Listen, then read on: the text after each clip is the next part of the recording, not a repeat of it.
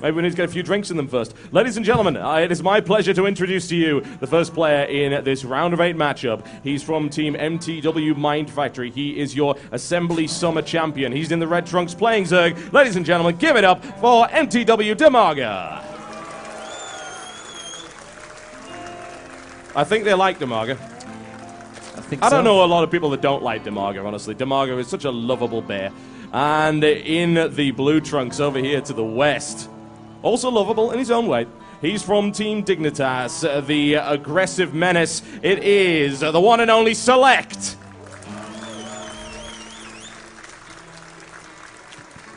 And SeleCT is a very consistent player. I mean, he always finishes really good in the tournament. You know, he doesn't drop out immediately. He does do well, finishing top 3 a lot of the time as well, but he doesn't really win that much. Aside from the NA Invitational, I mean, he was probably favorite going into that as well, or one of the favorites, especially top 3 favorites.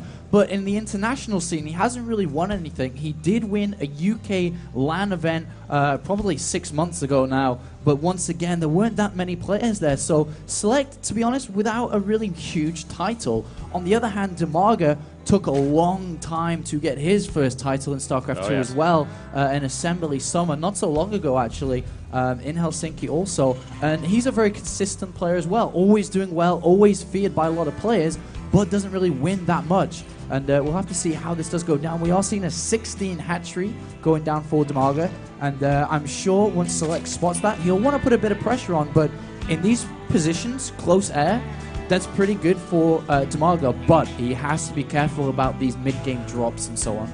Yep, a recent change really in DIMAGA's style. If you remember all the way through the beta and through 2010 into almost half the way through 2011, DIMAGA was always the guy that went extractor first every time, and now getting a little bit greedy, grabbing that hatchery, as he said, on 16, following up with the extractor and then the spawning pool. Now, I'm interested to see whether or not SeleCT can apply any real pressure here. He has got his gas on 14, the usual kind of timing for it. Not plunked down a second Rax or anything like that yet. So, you never know, though. SeleCT can apply pressure even with a very small number of Marines. Micro is absolutely excellent, incredibly fast player. We'll see what he manages to do. SeleCT now getting into the base. He gets appropriate scouting information. He knows exactly when that was timed. And he's going to go now into a factory. Yeah, I mean, he's already sent in some Marines, though. They were a little bit slow, so he can't really achieve anything here. And especially as the spawning pool has finished as well. It kind of be a bit suicidal if he did try anything. So he's just going to hold the middle of the map and then probably return. He's got the factory on the way, as pointed out. The reactor as well, which is a pretty straight-up, you know, very, very basic style to play. Get double Hellions out, very good against Hellions. Yep. And you can also start to deny creep spread, which is what SeleCT is very good at doing also.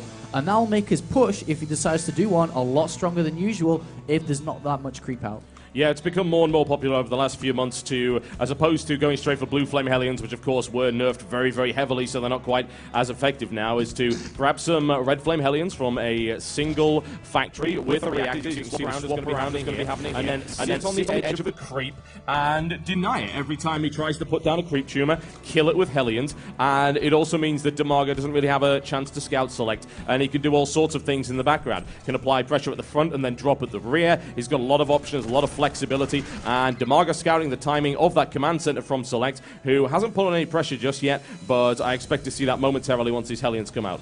He's throwing a tech lab down onto that barracks. He can build a Marauder if there was any pressure from any roaches possible, but he can also start Stim really early as well to start getting that out. If he wants to go for a combat shield timing attack, he can do that also. But here do come the 2 Hellions.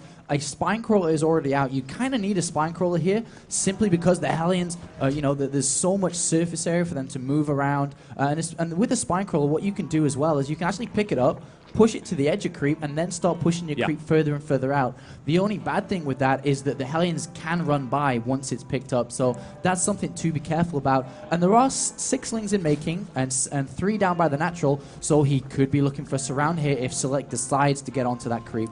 Yeah, DIMAGA perhaps even baiting him to do so. Come on, just try it. Just try getting into my base, see what happens. DIMAGA not pushing the Spine Crawler forward just yet, though. Doesn't want to be too aggressive. He knows of the possibility of SeleCT's Hellion harassment. There's 2 more Hellions to follow up, so SeleCT could very well just try and blaze his way past with a large number of Hellions. In the meantime, DIMAGA destroying these rocks in order to try and secure a third. And DIMAGA with a small economic lead at the moment, which is to be expected, and also now going through to layer tech.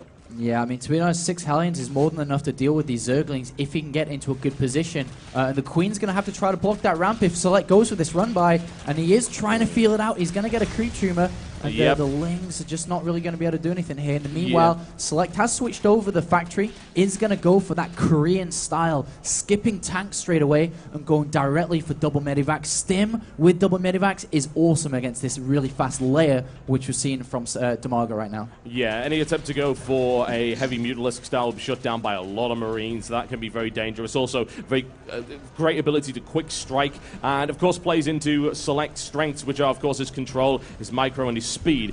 And there is a scan to reveal some creep tumors there, forcing a creep tumor cancel. If he's able to get that one as well, it's a nice little bit of picking off there. Some people might think, oh, well, that's certainly not worth a scan, but I disagree. I think Select knows exactly what he's doing, and now prodding away just a little bit at this Queen. And Hellions not so effective against that, but they're able to do some limited damage, and Select not willing to commit to any real attack yet.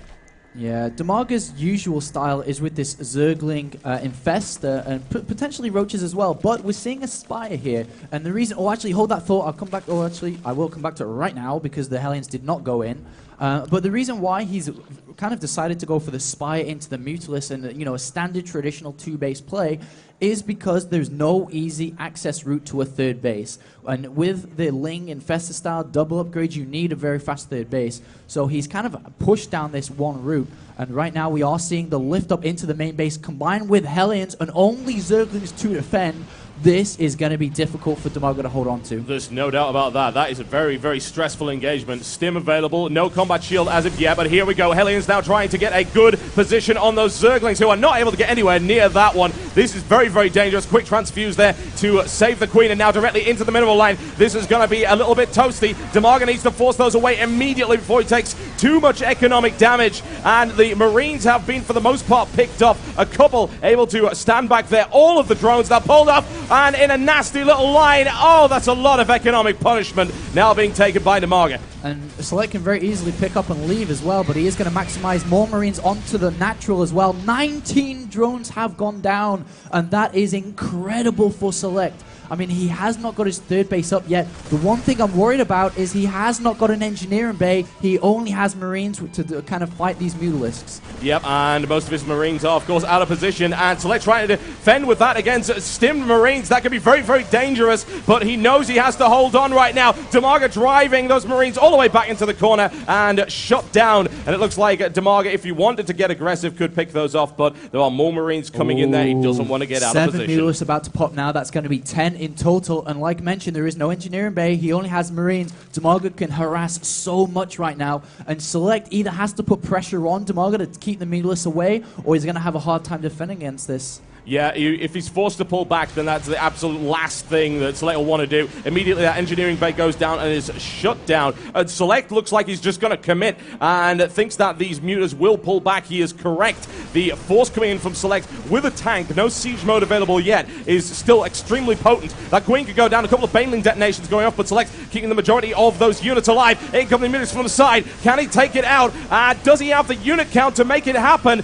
And the Muta count is slowly dwindling, but Select is losing those Marines, and that's going to be pushed back there by DIMAGA. Yeah, the thing is, Marines are technically free in this scenario. The most expensive thing are these Medivacs, which are going down. So DIMAGA is getting a good advantage killing all these now. The pressure from Marines will be non-existent, and even defending possibilities without Medivacs to heal the Stim Marines is going to be difficult. The one great thing for Select, he's got a third base up and running now. He needs to kill the rocks first of all to actually expand there, but he's getting the engineering bay up now. He will be able to build turrets, but DIMAGA's drone count is only at 40 at 30 minutes in the game, and that is extraordinarily low. Yeah, it's extremely low, there's no doubt. There's a 19 difference between the two, which should never really be happening, and DIMAGA needs to try and equalize that. A very risky play there by DIMAGA, almost caught out by Select. Some minor damage done to those Mutalisks, and DIMAGA will be able to spot these rocks have not gone down. He knows that there is a third orbital command, so he knows an expansion is going to be happening very shortly.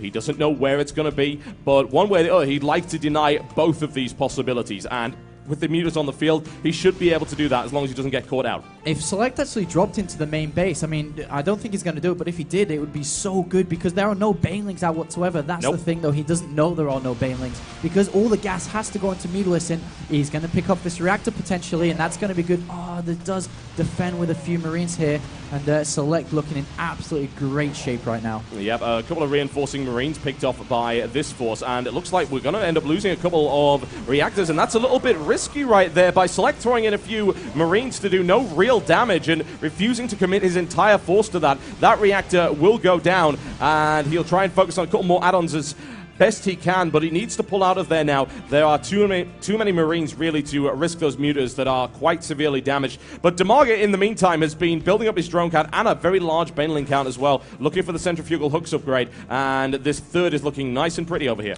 Yeah, DIMAGA's slowly getting back into this game. He needs to start taking the gases on his third base, and so he can really pump out. But look how much gas he has saved up now because of how things have worked out. A lot. That's literally 12 Mutalisks can immediately pop at once, and that is a lot because there's not that many Marines. Actually, thinking about the Marines, SeleCT is now just getting 2 reactors onto 2 more barracks to start producing a lot more. And the double upgrades, though, for SeleCT is going to make a world of difference because there are no evolution chambers out whatsoever. And if the Marine upgrades go out of control, and if SeleCT's personal control about defeating the banelings goes down well, he's going to be in fantastic position to actually nail down the Mutalisks and Lings very easily.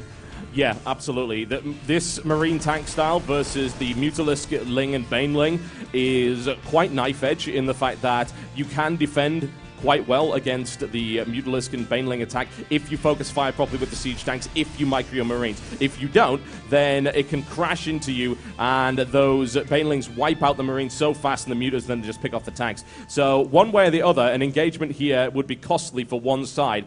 SeleCT, however, is sitting on this gold, and that makes a big difference as Terran. He's on 71 SCVs, 3 orbital commands, so his income is looking really good right now, as you can see. Yeah, I mean, he's at 170 food to 141. 3 base versus 3 base. You have to be a base above Terran if you're playing as Zerg. You need that gas. And look, 10 Mutalisks being produced at once now. The count is getting incredibly high. And if the Banelings land onto these Marines, everything will die immediately. The Mutalisk count is incredibly high. Yeah, what I've got to say is that DIMAGA's creep spread is not as large as I usually expect, and SeleCT's going to clean it up a little bit. So he doesn't really have a lot of speed to reinforce, and SeleCT just cutting this area to the natural expansion down the middle, deploying tanks in a good position. Now the Mutas coming back to defend, as they know they have to do. Trying to bring some Banelings in there, some damage done to SeleCT's forces here, but the majority of Marines remain alive. So let's see what kind of engagement he can get. Look at the Baneling count. It is ridiculously high. Mutas now flanking around to try and pick up some tanks. They take one. He's going to take a second as well. And here come the Banelings from the side. However, 3 more tanks able to splash down on those Banelings, doing a lot of damage. Needs to crash them into the Marines. SeleCT immediately backing off to try and stop from happening. Good Baneling detonation on the right flank right there.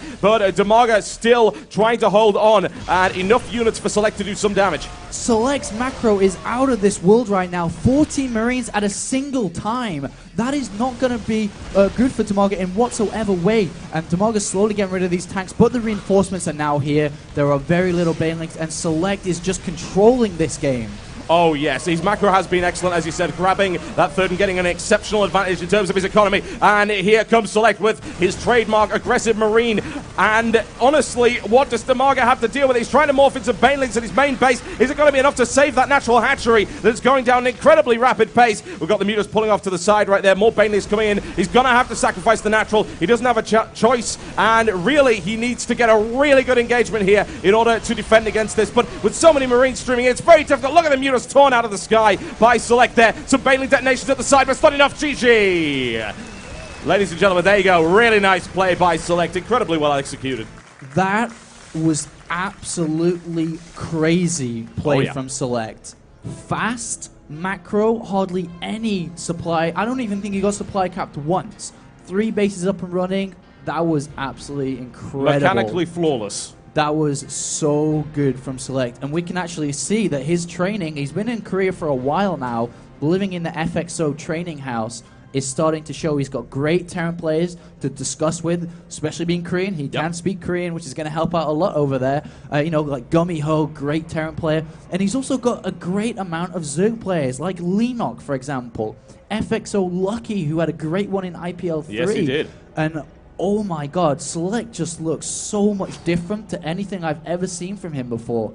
And DIMAGA's in for a rough time, though we do say that his style there is not preferred. 2-base Mutalisk, he's good at doing it, but he'd much prefer to go double upgrades, a lot of